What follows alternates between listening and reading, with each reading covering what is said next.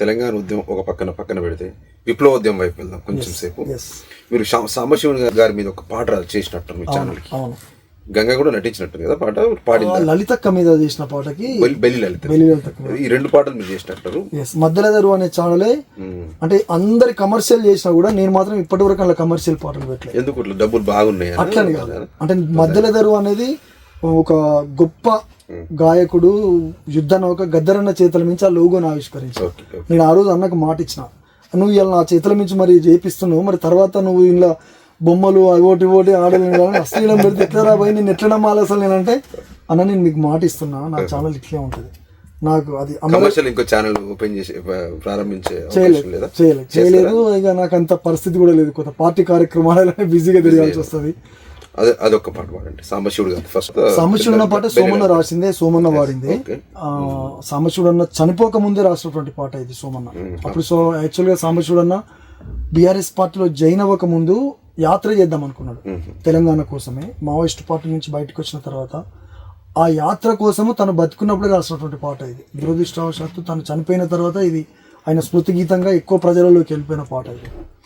అరే ఉద్యమాల యుద్ధ బేరి సాంబశివుడురో, అమ్మా నాన్నలు పెట్టిన పేరు వైలన్నారా, చంద్రయ్య లచ్చు అమ్మల ముద్దుల కొడుకురో, చెరిగిపోని చిరునవ్వుల పద్దు పొడుపురా, దేశముకు దొరగాళ్లను ఉరికించిన నల్లగొండ వలిగొండ మండలము దాసిరెడ్డి గూడెములో కురుమగొల్ల ఇంటిలోన పుట్టి పెరిగెరో, కూలినాలి బతుకు చూసి కలత చెందెరా, ఉద్యమాల యుద్ధ బేరి సాంబశివుడురో, అమ్మా నాన్నలు పెట్టిన పేరు వైలన్నారా, వలిగొండ మండలము సంగెము గ్రామములోన ప్రజలంతా ఏకమయ్యి ధూమ్ధాము సభ పెడితే అన్న వేదికెక్కితే చప్పట్లు మోగెరో, తెలంగాణ ఎట్లొస్తుందో విప్పి చెప్పెరా, ఉద్యమాల యుద్ధ బేరి సాంబశివుడురో, అమ్మా నాన్నలు పెట్టిన పేరు వైలన్నారా.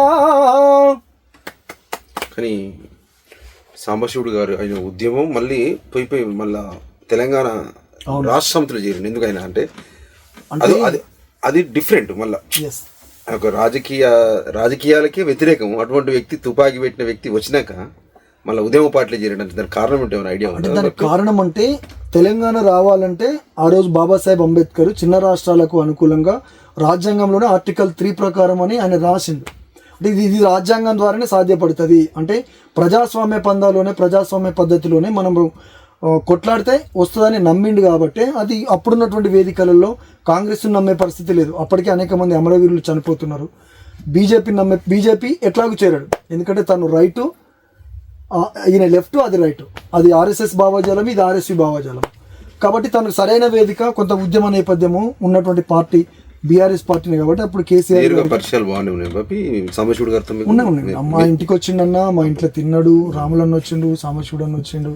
అన్నతో పాటు మూసీ పరివాహక ప్రాంతంలో దాన్ని కొంత ఒక ఉద్యమం లాగా చేయాలనుకున్నాము. పోచంపల్లి చేనేత నక్సల్స్ ప్రభావిత ప్రాంతం మాది.